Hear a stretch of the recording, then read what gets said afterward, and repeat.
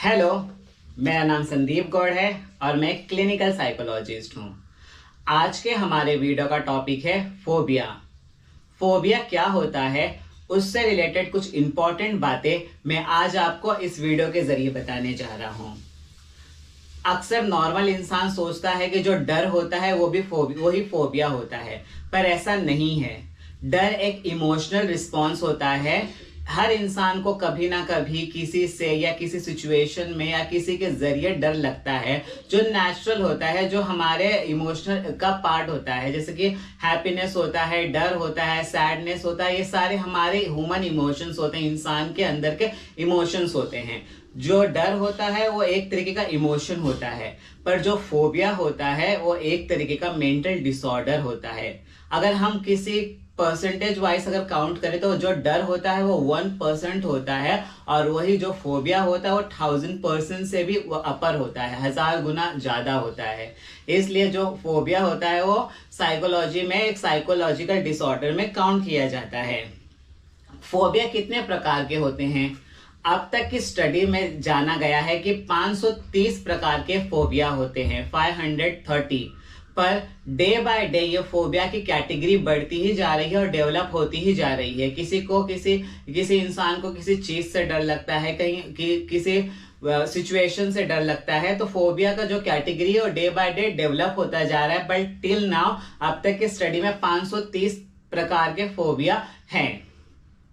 Phobia जो है वो एक ग्रीक वर्ड है, ग्रीक से लिया हुआ एक वर्ड है जिसको फोबिया कहते हैं। और फोबिया जो है वो डर का एक एक्सट्रीम लेवल वाला पार्ट होता है, जिसके अंदर डर 100 से 1000 गुना बढ़ जाता है।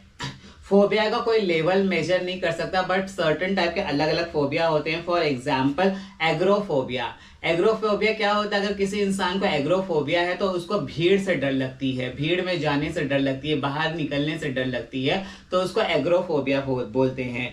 Then acrophobia. एक्रोफोबिया क्या होता है कि ऊंचाई से, किसी इंसान को ऊंचाई से डर लगती है, लाइक स्काई के ऊपर बिल्डिंग हुआ या फ्लाई करना हुआ, प्लेन से जाना हुआ, तो ऊंचाई से जितनी भी हाइट अप होती जाएगी उसका फोबिया उतना ज्यादा बढ़ता जाएगा, तो उसको एक्रोफोबिया बोलते हैं। देन हीमोफोबिया क्या होता है कि किसी इंसान को खून से डर लगता है। सपोज किसी का हाथ कट गया है, फॉर एग्जाम्पल किसी फैमिली मेंबर का, और उसके फैमिली में किसी को हीमोफोबिया है, अगर उसने वो खून देख लिया तो डर जाता है, उसको पैनिक अटैक आ जाता है, इंजाइटी आती है, घबराहट आता है, उसका डर एकदम एक्सट्रीम लेवल पे चला जाता है। तो जिसको खून से डर लगता है उसको हीमोफोबिया बोलते हैं। देन एक होता है नेक्टोफोबिया। नेक्टोफोबिया क्या होता है कि अंधेरे से डर लगना, या रात के सिचुएशन में डर लगना, या जब रात होती है उसमें डर लगना। रात में अगर अकेले उस इंसान को छोड़ दे तो डर से पागल हो जाता है, और उसको पैनिक अटैक इतना ज्यादा बढ़ जाता है कि समटाइम्स उसकी डेथ भी हो जाती है, या तो खुद उसका डर उसके ऊपर इतना हावी हो जाता है कि वो खुद को मार डालता है।